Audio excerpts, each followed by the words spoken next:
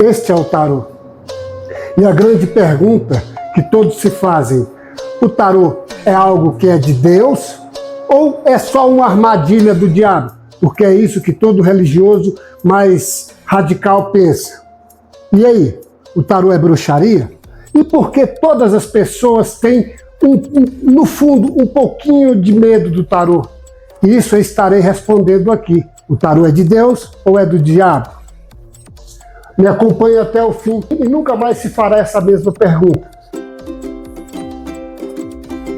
O tarô é algo que traz mau presságio, mau agouro, é bruxaria, é de Deus. O que é, afinal de contas, o tarô na perspectiva das pessoas do senso comum?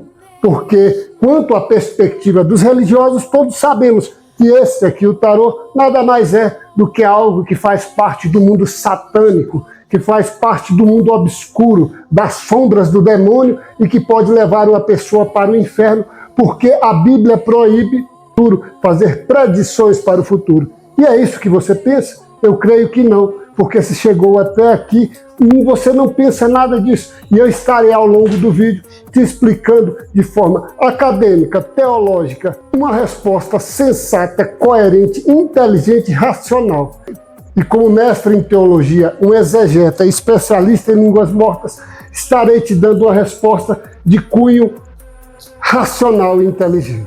Nada de crendices, nada da religião medieval. Porque hoje, se você entra dentro de uma igreja, a única coisa que diferencia uma igreja moderna de uma igreja da Idade Média é o que está fora, é o que está no pátio, é o que está no estacionamento, são os carros, são as vestimentas das pessoas, mas a cabeça de dentro da igreja medieval e a cabeça de dentro da igreja moderna não tem diferença nenhuma. Por isso que eu falei no início que na mente das pessoas religiosas, as pessoas mais radicais, essas pessoas acreditam que o tarô é algo maldito, algo do mau agouro, uma obra de Satanás para contaminar e levar as pessoas ao inferno. E que elas, como eleitas, especiais, pessoas que foram preparadas para o paraíso eterno, não estarão em contato com o tarô, não farão contato com o tarô e não, de forma nenhuma, aprovarão o tarô. Isso,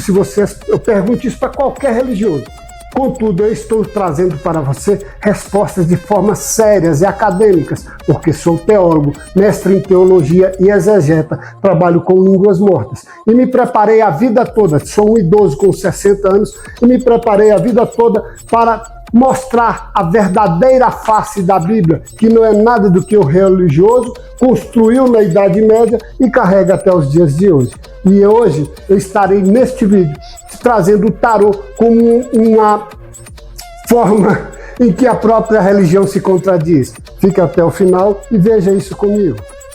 Eu quero que me desculpe quando eu falo que a igreja é medieval, mas se você for uma pessoa inteligente, você vai perceber que eu não estou errado. Por exemplo, eu comparo a igreja com uma creche de crianças, em que a única coisa que diferencia a creche de uma criança das crianças de uma igreja é que as crianças são mais rebeldes, porque na igreja todo mundo abaixa a cabeça. Um ou outro que tenta questionar, fazer uma pergunta que coloque o pastor, que normalmente é uma pessoa leiga, na parede, ele vai ser colocado de lado, ele vai ficar no banco, ele vai ser uma pessoa que vai se sentir um peixe fora do aquário. E com o tempo ele sai da igreja, porque igreja não é lugar para questionador, igreja não é lugar para quem tem os porquês, para as pessoas que querem respostas, para as pessoas que se questionam, para pessoas que querem saber o porquê a Bíblia fala tal coisa, ou isso ou aquilo. Bem, e é com isso que eu estou falando para você que é mais fácil para você, que é uma pessoa liberta dessas amarras da religião, conhecer e se desenvolver e crescer no tarô do que qualquer religioso, porque pense da seguinte forma: você consegue pegar a pasta de dente e voltar para o tubo?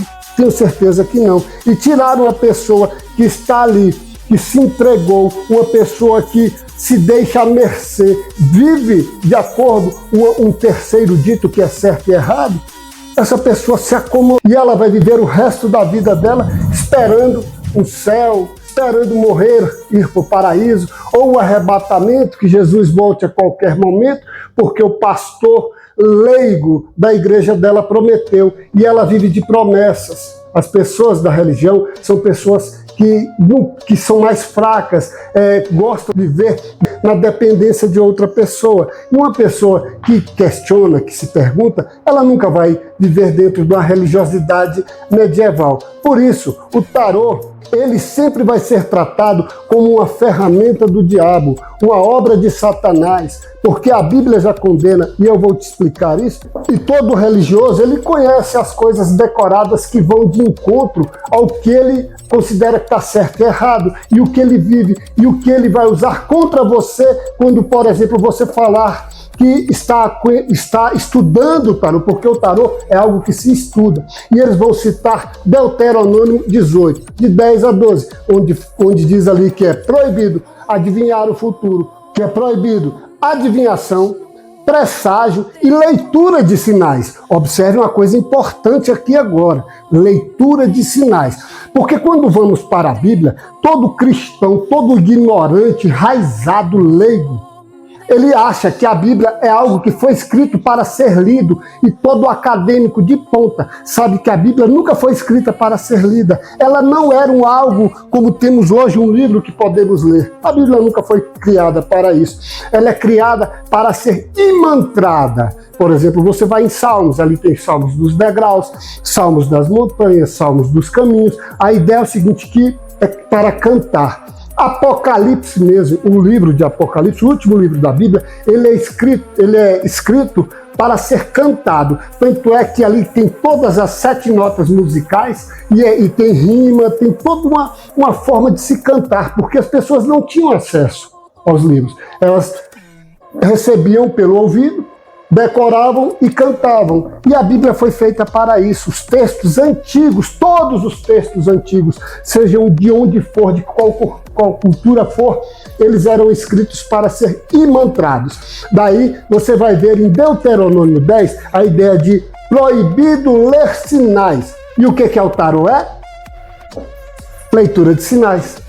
Observe só que muitas vezes as pessoas vão falar, não, tarô é coisa nova, é coisa de ontem, é coisa do final da Idade Média, do ano 430, quando as igrejas da aristocracia de Milão mandaram imprimir o tarô, então é coisa muito nova. E eu ensino que não, o tarô está na essência e na cultura de toda a humanidade. Então, eu estou te provando que em Deuteronômio 18, 10, a partir 10, 12, está lá, proibido consultar sinais. Olha só, consultar. E eles continuam. Porque todas as igrejas, todos os pastores pregam uma coisa muito simples, que consultar o futuro, adivinhação, é pecado. E eles até deturpam esse conceito de pecado. E vão citar, como eu falei, Deuteronômio, vão citar Isaías capítulo 8, não me lembro exatamente do versículo, vou deixar aqui embaixo, e Levíticos 20. Todos falam que consultar cartomante, cartomancia, tudo que tenha sinais é pecado. Veja só, por quê? Porque o interesse dessas pessoas é que tudo esteja sobre o poder delas, e você vai entender agora durante o decorrer do nosso vídeo. E eu quero que você entenda que não falta argumento para religioso nenhum, porque as pessoas que estão dentro da igreja, elas acreditam piamente, porque é colocado na cabeça delas que elas conhecem a Bíblia, que elas sabem ler a Bíblia, que o diferencial do crente, do católico é isso, que o crente usa a Bíblia e ele conhece e sabe a Bíblia, conhece nada, mal sabe ler uma tradução mequetrefe. E eles argumentam também em Atos, no capítulo 16, do versículo 16 a 18, onde o apóstolo Paulo expulsa de uma jovem um ser que estava preditando o futuro, que estava adivinhando o futuro. Veja, tudo vão levar para este caminho. Todas as pessoas que você falar que estuda o tarô, principalmente se for um religioso, ele vai ter isso na ponta da língua, decorado, mas eles não têm ideia do contexto. Eles não têm ideia nenhuma do que se trata isso. E a coisa mais interessante, viu aí, Deuteronômio proíbe Levítico proíbe, Isaías proíbe, Atos proíbe, livros dos profetas, livros de Gênesis e livros do Novo Testamento, todos proibindo. A grande questão é isso, é que eles entram num grande paradoxo. Por quê? Se você for em Gênesis, você vai ver que dos filhos de Jacó, José, quando é vendido como escravo, e tem toda essa ladainha aí, que ali é um mito, ele tem uma predição do futuro, ele adivinha o futuro. E ele usa símbolos, que são 7 vacas magras, 7 vacas gordas. Entenda uma coisa, ali é o tarô. Perceba, 7 vacas magras, 7 vacas gordas. O José aí da Bíblia, de milhares de anos antes, se fosse verdade, que é um mito, estaria lendo uma carta do tarô. Perceba que eles entram em paradoxo. Eles falam que proíbe, mas a própria Bíblia fala que era uso comum. Por exemplo, Deus, quando quer punir Israel, ele usa uma pessoa que tem o nome de Balaão. Aí fala que a mula de Balaão falou. A ideia é o seguinte, é que Deus, nesse versículo, está punindo o seu povo e usando um adivinho. Perceba que aí eles vão falar, mas Deus não admite isso, Deus não concorda com a predição do futuro. É isso que eles vão falar. E aí, eles dentro da igreja deles tem profeta que sobe no monte e chega lá e vai orar para fulano. Fulano, Deus está falando que vai acontecer isso e isso e isso. Ó, fulano, cuidado. Ó, fulano, Deus vai te dar a chave de um carro. Ó, fulano, Deus vai te dar emprego. Ó, fulano, Deus vai te curar. Não é predição de futuro? Qual a diferença disso para o tarô? Nenhuma. Perceba, o paradoxo na cabeça deles não se encaixa. Eles são tão limitados, mas eles vão falar que você que estuda. Porque uma coisa é você ser um profeta de igreja e falar que Deus está falando isso ou aquilo outro, cheio de invencionice. Outra coisa é você pegar uma carta, por exemplo, como pegar o enforcado. Observe o enforcado, eu vou botar a imagem dele aqui. Observe, ele tem um mito nele, ele tem uma história, o que eu falo em outros vídeos. E você vai meditar, você vai estudar esses símbolos, esses mitos. Você vai estudar. E esse símbolo, esse mito vai falar com o seu eu mais profundo. Viu a diferença de um profeta de igreja que fala que o tarô é coisa do demônio, é coisa de Satanás? Sabe por quê? Porque só ele tem o poder de falar o que é de Deus. Na cabeça dele, só ele é de Deus.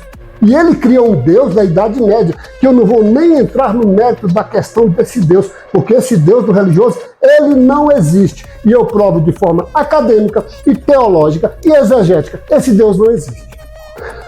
Eu quero agora te apresentar algo e que estarei provando que o tarô existe. E de forma acadêmica. Por exemplo, o tarô, como eu já falei, vou colocar aqui de novo. Eles são os 22 caminhos das Sefirotes, ou da Cabala judaica. E quando, já falei de José, ele está falando sobre o sonho, na Cabala judaica existem 4 formas de oráculos, em que você pode ver o futuro. Bem, tem a Gemátria, tem os sonhos, e José usa os sonhos e usa a Gemátria, quando ele fala das 7 vacas. Então, mas eu não vou entrar no mérito aqui, eu estou falando que ali ele está falando de tarô. E como eu provo isso? Na cultura judaica de Jesus, porque cristãos só surgem a partir do ano 150, 200, até aí eram todos cristãos, eram todos judeus, todos viviam dentro da cultura, hábitos, alimentação, tudo era judaico. E eles tinham algo que era essa predição do futuro. Olha só, e o religioso falando hoje que ver o futuro pelo tarô é pecado. Olha só, eles iam no templo o sacerdote tinha uma roupa, vou botar a roupa do sacerdote aqui, e no peitoral tinham várias pedras. E muitos teólogos chamam que 2 dessas pedras se chamavam Urim e Tumim. Mas isso não é verdade, eu discordo totalmente disso. Isto é o que você vai achar na inteligência artificial, nos bancos de dados da inteligência artificial, porque a teologia e a cultura colocou lá. Mas a ideia central é o seguinte, que a pessoa procurava esse sacerdote e ele, usando o Urim e o Tumim, adivinhava a sua vida. olhava para o seu futuro, fazia revelações preditivas. Veja o paradoxo. Isso não acabou por aí. Eu já falei dos papiros mágicos, que são o próprio tarô e que os cristãos usavam. Preste atenção, Jesus era judeu, os discípulos eram judeus, não fugiram da cultura, e o Urim Tumim fazia parte dessa cultura. E aí é o que eu te falo, em que você tem que entender, abrir a sua mente, não ficar bitolado numa igreja medieval, que a única diferença que tem de uma igreja moderna para na medieval é que na saída da igreja medieval tinha uma carroça, e na saída da igreja moderna tem um carro e o cara com celular. Mas a mente, a cabeça está ali, porque a pessoa está aprisionada por aquela ignorância, aprisionada por aquela cultura medieval até hoje. Ele não quer ter coragem de se libertar. E quando você começa a estudar o tarô, você tem uma euforia mental, espiritual, psicológica e tudo que envolve a sua vida. E a moderna filologia, ou seja, o estudo da arqueologia comparada, fala que esse Urim Tumim não eram pedras, como toda a teologia quer pregar, mas toda não, uma grande parte medieval, antiga. A teologia moderna ela está se vestindo com outros trajes. E eles falam que esse Urim Tumim era um ritual. Um ritual. O Urim Tumim era um ritual. Acontece o seguinte, você imagine você e eu vou tirar o tarô para você. Aqui. Eu me preparo a mesa, preparo tudo, vou me concentrar, vou entrar num hábito de jejum. Eu vou estar preparado para você.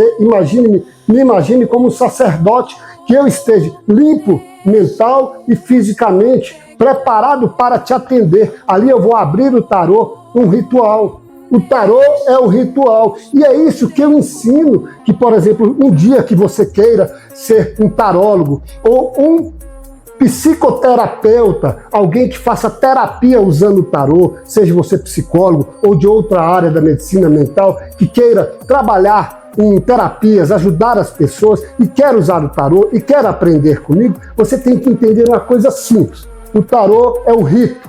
O tarô é um rito, é um ritual em que eu vou me comunicar com você.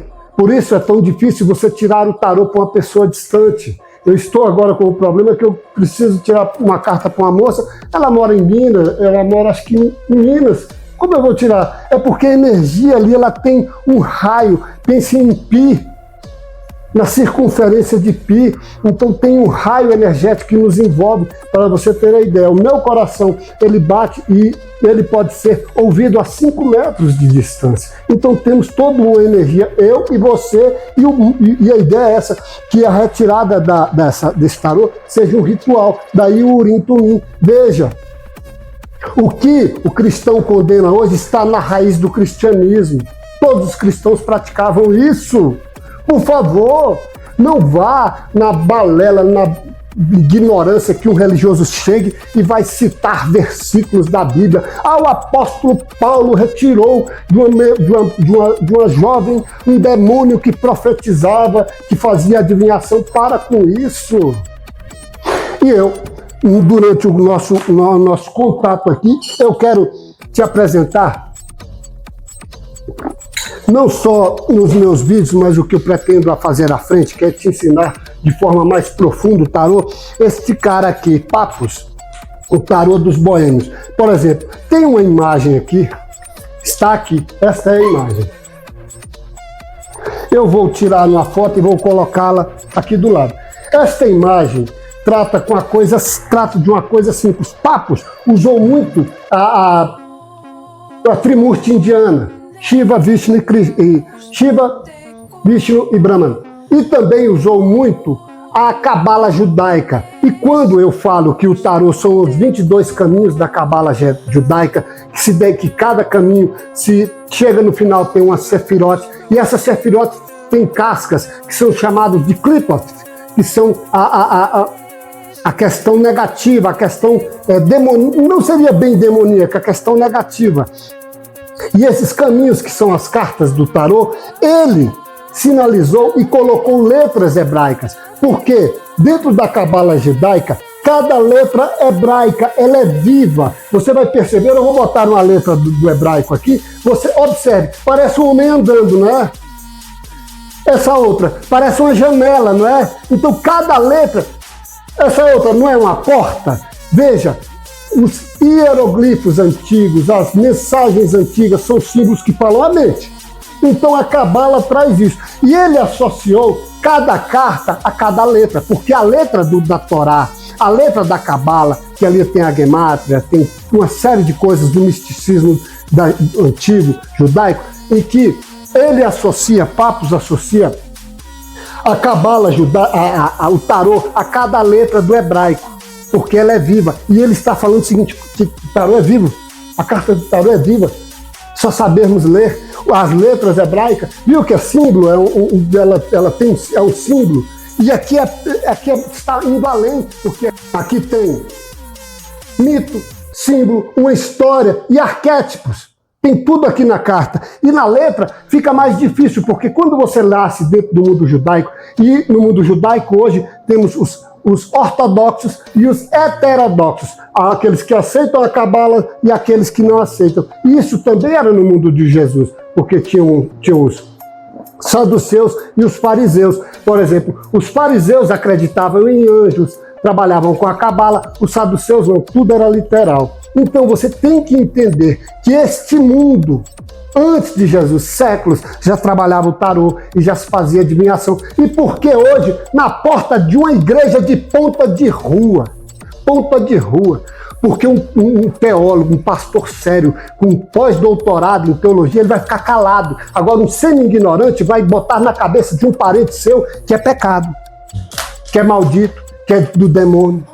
Sabe por quê? Porque ele quer prender a pessoa lá. Porque quando a pessoa se liberta, ela tem uma euforia. Porque é muito simples. Quem controla a narrativa, controla a história. É simples. Quem controla a narrativa, domina a história, domina as pessoas. E a ideia é essa. Porque a Bíblia, a pessoa que está lá falando que o diabo, que o tarô é coisa do diabo, é pecado, é coisa do demônio, ele quer controlar a narrativa dele e das outras pessoas. Querem que todos fiquem submissos. E aí, ele é o embaixador, ele é a única pessoa que pode falar por esse Deus. E eu já te falei aqui agora, que esse próprio Deus falou para um pagão, uma pessoa alheia ao mundo de Israel, fazer profecias contra Israel. Veja só, a ideia é essa, é que as pessoas querem ser as mandatárias, as únicas que podem falar em tal de Beltrano ou fulano. Você imagina uma pessoa que, pastor, um semi-analfabeto ou analfabeto funcional, um mestre com um médico com pós-graduações, várias especializações, um cara que consegue abrir uma cabeça, ele é um analfabeto funcional em teologia, em filosofia. Perceba isso, o cara entra na igreja, lá ele é a referência. Na igreja ele se torna referência e daqui a pouco ele lê o texto e fala e ele quer dominar, ele é visto como uma pessoa que é o centro, é uma pessoa que tem qualidades, que pode dar respostas verdadeiras.